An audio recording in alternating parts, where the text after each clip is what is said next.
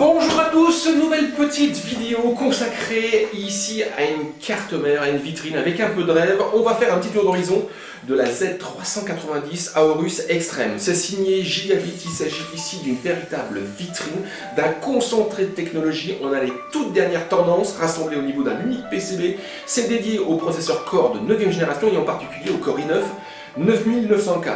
Cette carte mère s'adresse aux joueurs mais également aux amateurs d'overclocking. On gardera quelques petits résultats en fin de vidéo. Ce que je vous propose, c'est qu'on fasse un petit tour d'horizon de ses principales caractéristiques. On regardera également brièvement au niveau de l'intro son bundle qui est plus que complet. Cette solution est actuellement disponible.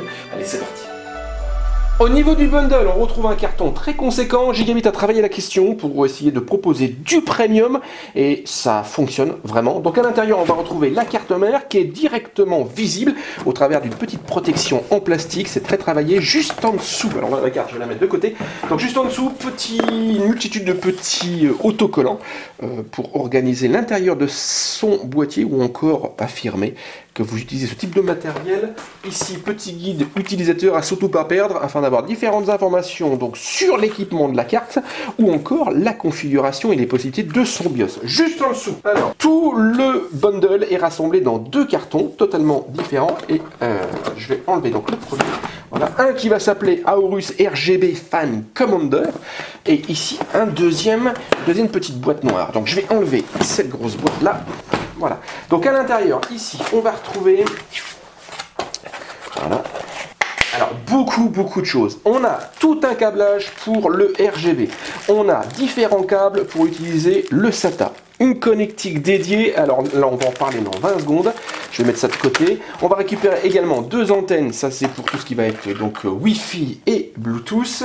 On va récupérer donc ça c'est du SATA, On a également droit donc à un pont SLI si vous l'utilisez, donc ça c'est pour le multi-GPU. Ici des petits scratchs pour organiser le câblage, petit autocollant sur le bas, ici petit sticker également. On a là alors ça c'est pour faciliter l'utilisation de la connectique boîtier, pour faciliter le branchement au niveau de la carte et vous retrouvez également la différente visserie pour l'installation de SSD au format M2. Alors, on va regarder ici quelque chose donc d'assez intéressant au niveau de cette carte, ça se situe ici. Donc là je vous parlais qu'on avait une connectique dédiée ici et on retrouve alors un petit PCB voilà, à connecter à la carte. Donc c'est peut-être plus simple de vous la présenter comme ceci. Donc ici on a le droit à une petite carte électronique, un PCB qui s'appelle le GC-OC Touch. Ça va permettre aux amateurs d'overclocking d'agir directement manuellement sans passer par le BIOS. Donc ça se connecte à la carte avec une petite fiche dédiée que vous avez ici. Et sur ce PCB on va retrouver donc pas mal de petites fonctions, des boutons dédiés, donc Power, on a également un droit à un reset, un Clear CMOS, Clear Batterie. Ici une multitude de plus et de moins pour agir sur le BCLK ou encore le ratio. Enfin vous pourrez également même prendre des mesures de tension sur le bas et on peut connecter également jusqu'à 6 ventilateurs donc à ce niveau là en plus bien sûr de ce pris en charge par la carte mère. Par contre dernière remarque, l'alimentation est assurée par un Molex, on aurait pu quand même là passer sur du SATA qui est un peu plus moderne. On va regarder également donc le deuxième point fort du bundle avec donc la présence de l'Aorus RGB Fan Commander qui est un petit peu différent au niveau de sa philosophie que ce GC-OC Touch. Le Fan Commander a droit lui à son propre petit carton. Alors on va regarder à l'intérieur, il va être mis en avant donc au centre comme ceci. On a également une petite protection plastique, voilà, ici belle finition aluminium brossé avec le petit logo donc Aorus au centre qui normalement qui serait trop clair lorsqu'il sera mis sous tension. Donc là on a fait un petit boîtier qui a un format grosso modo 2,5 pouces. Donc son rôle va permettre d'étendre les capacités RGB de la carte, mais pas seulement, puisqu'il est capable également de gérer plusieurs ventilateurs pour améliorer la pertinence du refroidissement de son PC. Et quand on ouvre donc ce petit boîtier, on va vite comprendre pourquoi il a le droit à sa boîte dédiée, puisque là à l'intérieur on va retrouver tout le nécessaire au niveau des différents faisceaux pour le connecter et établir donc son fonctionnement avec différents périphériques qui viendront donc se connecter directement au niveau du boîtier de commande. Donc la voici, cette fameuse vitrine de gigabit, donc 7Z390 Aorus Extreme. On utilise, donc c'est une plateforme pour processeurs Intel, en particulier les cores de 9e génération et plus particulièrement donc le Core i9 9900K, donc la puce 8 cœurs et 16 threads, donc accompagnant ces nouveautés. Cette solution va regorger vraiment de fonctionnalités. Alors au niveau de la vidéo, bon, je ne vais peut-être pas tout détailler parce que là, du coup, sinon ça va durer des heures. On va peut-être aller à l'essentiel et je vous inviterai à nous retrouver sur le site où là, on rentrera beaucoup plus dans le détail. On va peut-être parler du design. On va retrouver, donc comme vous pouvez le constater, un PCB noir et cette couleur permettra de mettre en avant différents composants en apportant un certain contraste. Donc ici, on a de l'aluminium brossé au niveau du chipset, radiateur, mais également au niveau des étages d'alimentation. Donc là, il y a 2 radiateurs, enfin même plusieurs. Et on retrouve une structure à très fines ailettes en aluminium noir. Ça, c'est pour augmenter la surface d'échange thermique et normalement de favoriser les performances donc de ce système de refroidissement passif. À ça vient s'ajouter 4 caléoducs dont certains communiquent avec l'arrière de la plaque, de la carte mère par contre, où on va retrouver ici une plaque qui va occuper toute la surface du PCB. Cette plaque est en aluminium, joue un rôle de dissipateur thermique passif et elle profite d'un revêtement en nanocarbone et en plus elle est utilisée pour renforcer la rigidité de l'ensemble. Et là vous pouvez le voir, hein, c'est le petit caléoduc donc je parlais tout à l'heure qui est en contact avec cette plaque. On retrouve au niveau toujours du refroidissement des refroidissements dédiés pour les différents ports M2. On va regarder tout ça dans un petit instant. On va peut-être attaquer les fonctionnalités liées à l'overclocking ou alors les amateurs de bidouille. Donc ici Gigabit a prévu beaucoup de choses. Alors on va peut-être commencer ici. On a un petit bouton dédié pour ça c'est le bouton Power pour démarrer sa configuration sans la mettre directement dans un boîtier. Petit bouton C, c'est pour lancer une technologie d'overclocking automatique. Petit bouton Reset, c'est pour redémarrer son PC. Et un petit bouton Clear CMOS qui permettra de remettre le BIOS avec des paramètres par défaut si vous avez été trop gourmand au niveau du paramétrage. On remarque également sur le bas un petit afficheur. Donc là, on a un petit code qui s'affiche si la carte vient à planter au niveau du démarrage qui vous permettra de vous orienter sur ce qui pourrait ou est susceptible de poser problème. Et à côté donc de ce petit afficheur, on a également une multitude de prises pour pouvoir gérer différents ventilateurs ou systèmes de pompe de water cooling ou encore directement de I/O.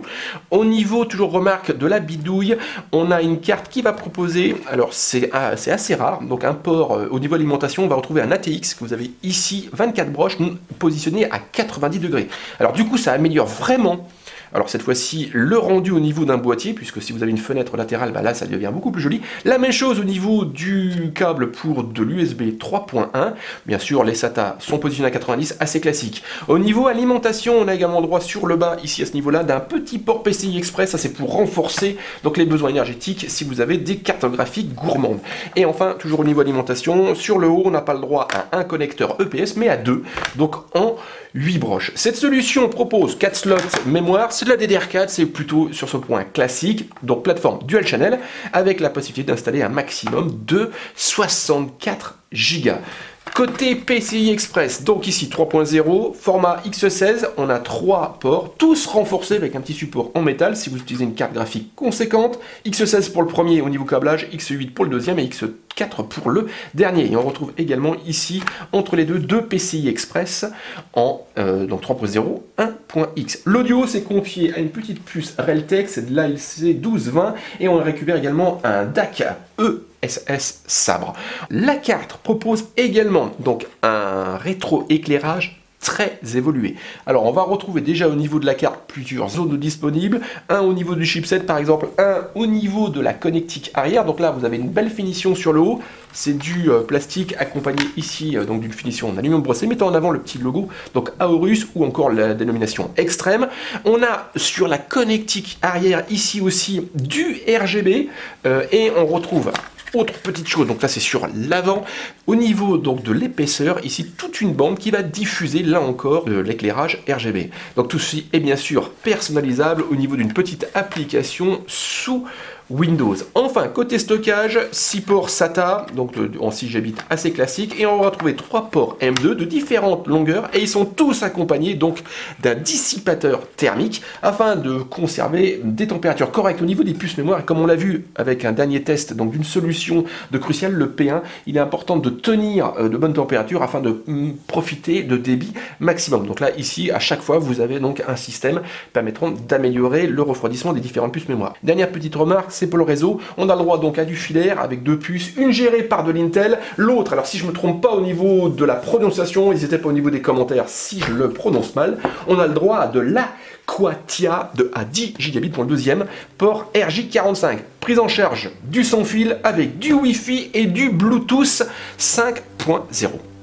Juste avant qu'on se quitte, je vous invite à nous retrouver sur le site Jimfo. Donc là, on va donc détailler un peu plus en détail ces fonctionnalités. On va également la mettre à l'épreuve avec la vitrine d'Intel, donc le Core i9 9900K. Je voulais juste regarder les résultats qu'on a eu en overclocking dans cette vidéo-là. Donc nous, de manière très simple, en air cooling, on est arrivé à monter à une fréquence de 5,1 sur l'ensemble des corps avec technologie Hyper Threading active. À cela s'est ajouté la possibilité de passer en XMP au niveau de la mémoire, donc de la DDR4, où là on a pu monter à 3200 MHz avec des timings de 18, 19, 19, 39. Tout ceci nous a permis d'augmenter les performances globales de notre plateforme de jusqu'à 14% en gaming, donc là c'est toujours bon à prendre. Et au niveau applicatif, donc là tout dépend des applications, si elles sont capables ou pas d'utiliser tous ces cœurs de disponibles. Là on a une augmentation des performances se situant entre 5 et 11%. Si vous aimez cette vidéo, comme d'habitude, partagez-la, petit pouce en l'air. Vous pouvez également laisser un petit commentaire, c'est bon pour notre référencement et ça permet à cette vidéo de monter dans le classement YouTube. Moi, je vous dis à très